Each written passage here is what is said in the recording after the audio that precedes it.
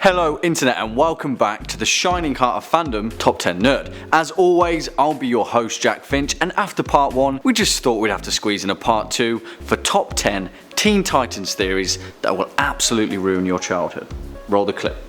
I am not ever coming back. What? Starfire, what's wrong? Nothing is wrong.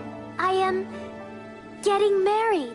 What? Before we begin, if you're a fan of this video or just Top 10 Nerd in general, give us a quick thumbs up and make sure to hit that subscribe bell to stay tuned for all of our latest uploads. Now, with the announcement of the live action Titans series slated to be aired around fall of 2018, the nostalgia of the original Cartoon Network series, the Silver Age comics run and, well, Teen Titans Go, are abruptly stoking the fires of everyone's favourite Beast Boy, Raven, Starfire, Robin, Cyborg and Friends nostalgia.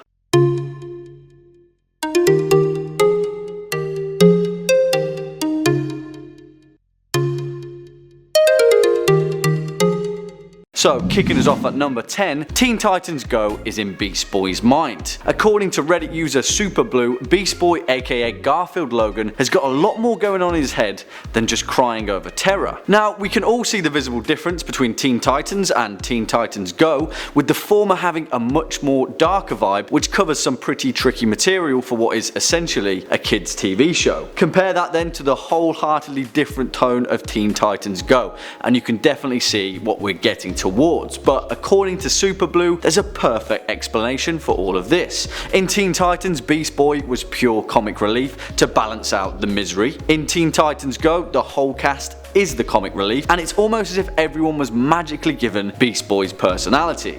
Well, that's because, according to this theory, the whole thing is happening in his head. Teen Titans Go is just a daydream for Beast Boy, which explains why everyone's immature and even the terrifying Trigon is met with a comical laugh track. It also explains why, no one ever dies, despite some pretty messed up deaths. Batman, Turkey, Thanksgiving. Also, a universe where Terra and Raven both have a crush on Beast Boy.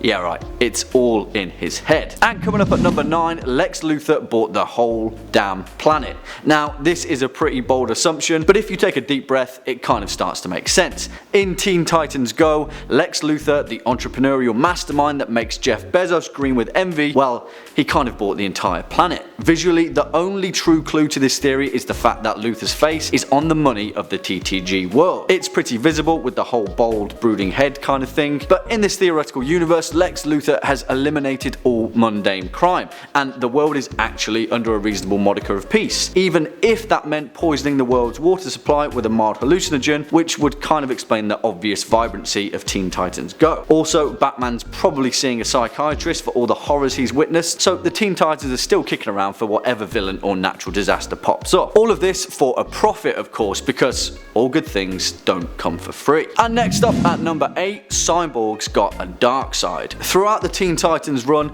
the brooding half-demon, half-human Raven has been a gloomy fan favourite for her apathetic attitude and ice-cold one-liners. In Teen Titans Go though, we learn that most of Raven's dark and dismal personality actually comes from her trademark hooded cloak. In season 1 episode 37, Legs, Robin steals Raven's cloak and the Titans soon discover that she's a better person without it. However, Reddit user HighGround66 lays out an explanation for what happens next. In the episode, Cyborg ends up putting on Raven's cloak and instantly he snaps and becomes evil. For the remainder of the episode, he goes nuclear and attacks the Titans. Well, HighGround66 suggests that the reason behind this is that the cloak acts as a conduit to amplify the darker emotions within. And well, compared to Raven, Cyborg's got some real deep-seated darkness inside him left over from his accident, and he's simply hiding it behind dad jokes and general charming goofiness. What do you think? Coming in at 7, Fifth Dimensional Imps.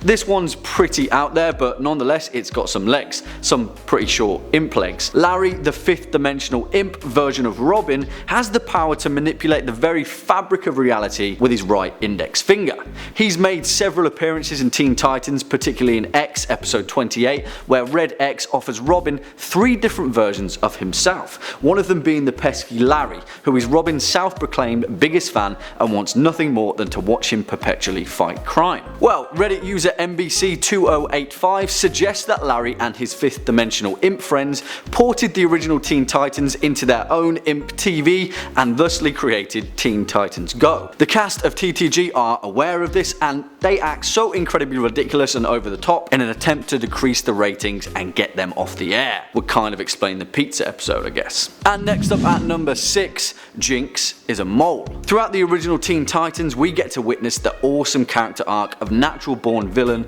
turned honorary Titan, Jinx. She's great. Her hair's pink, she used to be evil, now she's not evil. Jinx has the power to wield luck itself into a weapon, or in this case, bad luck. And maybe in this case, the Titans' luck has just ran dry because one intrepid TV troper suggests that Jinx is just a straight up mole and she never forgot her roots at Hive. In Teen Titans Go, the team as usual are completely oblivious to this fact, hence why no one suspects Jinx's involvement when things miraculously go awry. This theory even goes so far as to suggest that Batman was the sole perpetrator of this entire ploy in some kind of hidden test for the Teen Titans to brush up their trust levels. Also, in the Girls Night Out episode, we see a cameo of Batman and Gordon laughing hysterically in a car as the girls, Jinx included, speed past, which explains why he doesn't care about them doing what they're doing. Well, what do you guys think about that one? At number 5, don't do drugs, kids. Again, this one is pretty damn out there as well, but it's Teen Titans Go, so I guess anything goes. After the events of Parasite, Raven then used her powers to portal the Teen Titans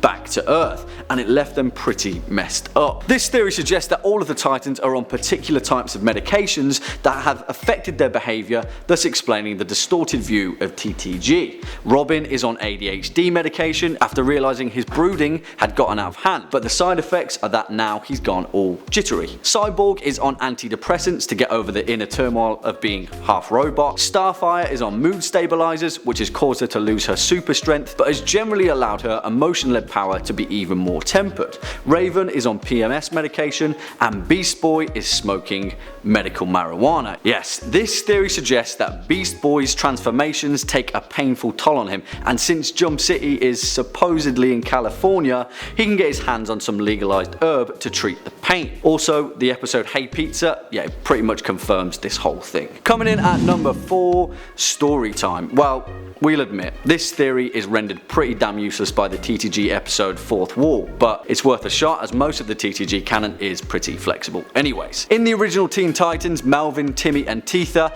are 3 young super kids with their very own superpowers who look up to the Teen Titans as idols. In this episode, Raven plays nanny and takes care of them, while Reddit user Danny of Gallifrey, great name, suggests that there's a much more wholesome reason for the absurdity of Teen Titans Go. The whole show is a fairy tale told to Melvin, Timmy and Teether as Raven and the Titans take care of them. It makes sense considering that character traits and personalities appear to constantly shift, potentially because of which Titan would be telling the story. Also, when Aqualad and Kid Flash make canonical appearances in the show, perhaps it's just them telling the story this time, which explains their amplified tone and zany appearances. Next up at number 3, Grebnax. In season 1 episode 18, Beast Boy rents a scary movie for the Halloween special and a whole slasher horror narrative plays out under the guise of the newly introduced villain Control Freak. Well, during a particular lights out scene, Starfire shrieks, "Whose claws are on my Grebnax?" And what exactly are Grebnax? Well, why don't you go and ask the many forum fandoms that have shipped together the majority of the Titans over the years and inadvertently made the whole thing canon with Rob Starr and BB Ray. This theory suggests though that in one future TTG episode, the whole world of shipping will get ridiculously out of hand and Cyborg will be the one and only remaining sane Titan to stop the world from collapsing upon itself due to the sheer pressure of superhero relationships. Stop it now, guys. And swinging in at number 2, SLADE'S here to stay. Although we see Slade pop up for a disturbing clown-based party in episode 50 of Teen Titans, this TV trope's theory suggests that Slade will soon be a mainstay for the Go universe. It It also suggests that Slade Wilson will be the herald of the show's tone and usher in a much darker world as he becomes a fun-sucking regular, giving them the chance to reboot the show as its audience matures. There's just no way that Cartoon Network can make Slade funny. Comedy dies in his wake, it just can't be done. And with his potential reintroduction to season 5 after his defeat in the TTG movie, this could definitely be a reality soon. And finally, at our number 1 spot, Teen Titans Go are evil. Yes, and there's a lot of evidence to back it up. Who knows, maybe after the ending of the original Teen Titans, the cast just threw caution to the wind and second guessed themselves in their superhero careers. In the Beastman episode, the gang save a middle-aged Beast Boy from a character called The Man. Later, they fight him and they pretty much straight up kill the guy. Good superheroing. In opposites, they just go ahead and rob a bank. In and Out, they repeatedly blow places up with no prejudice or wider tactical objective. They just go ahead and attack people who they have no reason to attack. And in Staring at the Future, Beast Boy and Cyborg cause the apocalypse, and all they want to do is eat free pizza. Some heroes, eh? Well, let us know what you guys think in the comment box down below. If you've enjoyed this video, go ahead and give us a thumbs up and feel free to share it with your nearest and dearest. If you feel like carrying on your DC binge, hit up the playlist floating shortly above. You've been watching Top 10 Nerd. I've been your host Jack Finch, and until next time, you take it easy.